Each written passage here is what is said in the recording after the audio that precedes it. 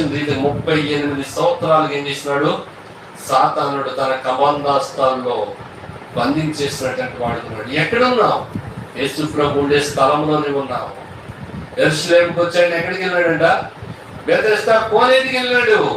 కోనేటి దగ్గర అద్భుతాలు జరిగే స్థలంలో నీవు కూడా దేవుని మందిరంలో ఉంటావు, దేవుని ఆలయంలో ఉంటావు. కానీ బ్యాడ్ లక్ ఏంటంటే బ్యాడ్ లక్. ఇప్పటికీ ఎన్ని సంవత్సరాలు అయిపోయింది?